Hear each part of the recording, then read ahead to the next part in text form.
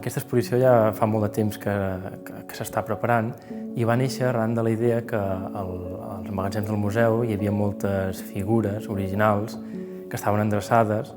algunes en no molt bon estat, i amb en Sergi feia molt de temps que ens semblava interessant poder recuperar-les, que la gent les pogués veure, ja que a dia d'avui a les festes ballen còpies per alleugerir el pes. I aquestes figures que estaven endreçades totes tenen un gran valor històric, un gran valor artístic,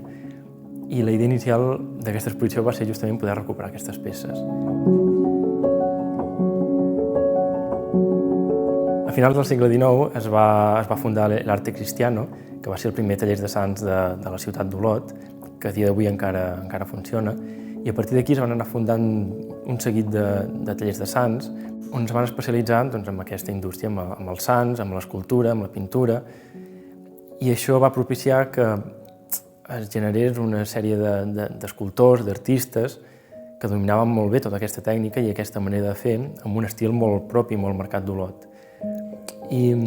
això, a la vegada, el que va propiciar és que a l'hora de fer faràndula, la gent, el mateix ajuntament, els barris, les entitats, anessin a aquests tallers a encarregar les figures.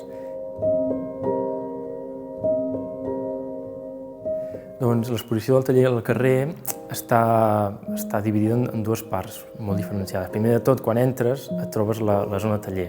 on s'explica com es crea la faràndula, quins materials es fan servir, amb peces molt curioses, com per exemple un moll del lligamosques que es va fer l'any 48 per preservar-lo, i et trobes el lligamosques en guix, el positiu i el motlle,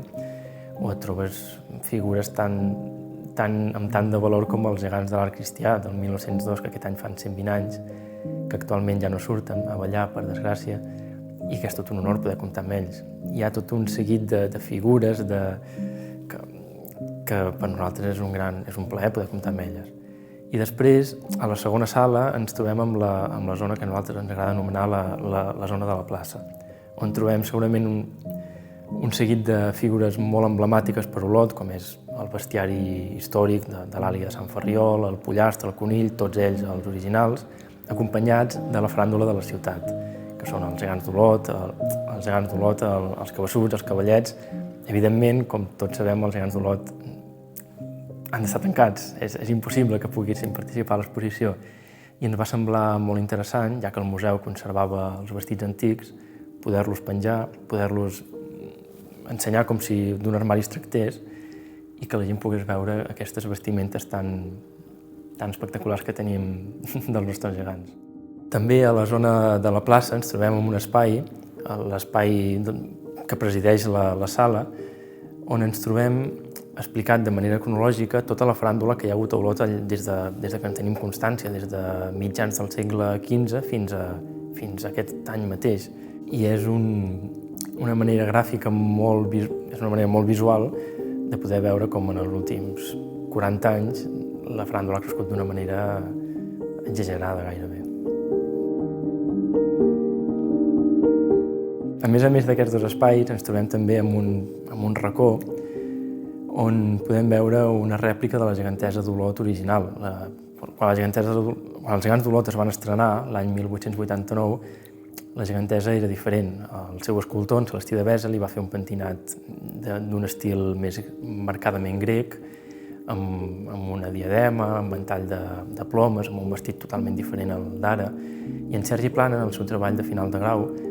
li va semblar molt interessant poder ensenyar a la gent com era la gegantesa d'aleshores, ja que el 1915 Liu Pasqual,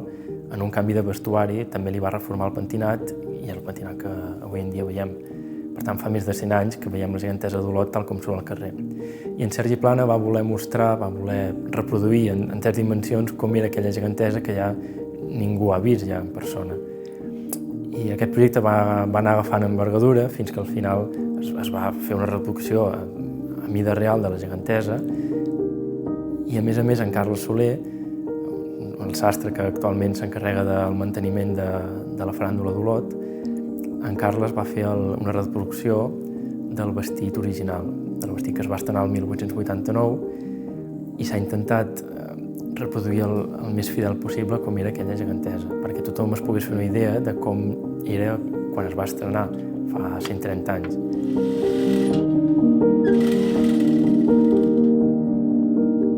L'exposició ha servit per poder posar en valor tota una sèrie de patrimoni que tenim a Olot, com és la nostra faràndula, que tots estem acostumats a veure-la ballar al carrer, a la plaça, però cal tenir en compte que perquè surtin a ballar hi ha darrere tot un equip humà molt gran, que és el que permet que la faràndula pugui sortir al carrer en condicions, des de les persones que en el seu moment les van crear, les persones que els van vestir i les persones que any rere any, abans que surtin, es preocupen perquè les figures estiguin en bon estat, estiguin sempre perfectes. I aquesta exposició ha estat un clar exemple de tot aquest treball que hi ha darrere de la faràndula.